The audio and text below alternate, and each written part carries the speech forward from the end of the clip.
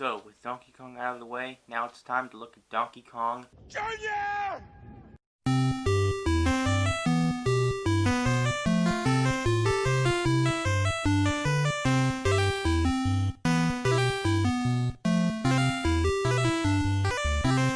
With the success of Donkey Kong putting Nintendo on the arcade map, the company saw fit to develop a sequel.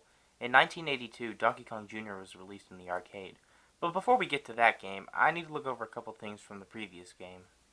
So in the last review, I neglected to mention the hammer that Mario can use to destroy barrels or fireballs and rack up more points.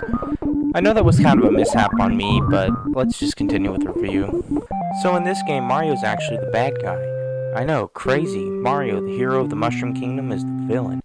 Instead of controlling him, we control Donkey Kong Jr. Now, I'm sure that your first thought is that DK Jr. is Diddy Kong, but that's not true. There is no relation to either of these characters besides them being apes, but that's besides the point.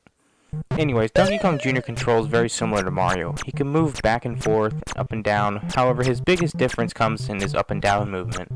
Across the maps there are vines that Jr. can use to climb up and down the stage. Now there are ways to make him move faster. If you're going up, the best option is to use 2 vines, and going down, only 1. This style of progression is very unique and as far as I know has never been attempted since, with the exception of some stages in the DKC series. Now in terms of enemies, Mario has quite a few tricks up his sleeves. He'll use crabs, birds, and even electricity. Goodness, Mario, give the boy back his father!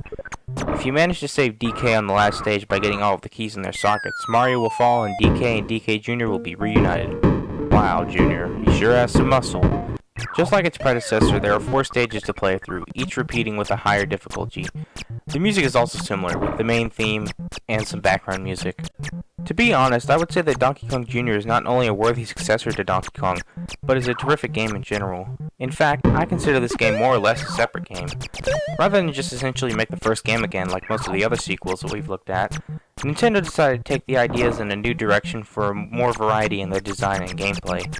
Just like the previous game, Donkey Kong Jr. was ported to many systems, and to be honest, I'll likely just be looking at the NES versions of 80s arcade games from now on, if they were ported at least. Anyways, the game is pretty much the same, and this time, all the stages are present. Yay! But if you'd like to play the arcade original, then it is available thanks to Arcade Archives on the Switch. Now, in the previous video, I showed this cartridge titled Donkey Kong Classics.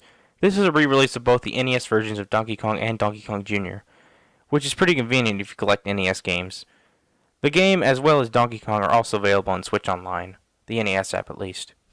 Just like Donkey Kong Jr. was another hit success for Nintendo. With 2 critically acclaimed arcade games, it helped the company usher into the video game market permanently. Now, when I return to Donkey Kong, it will be with Donkey Kong 3. But for now, we're going to take a little sidestep for a second.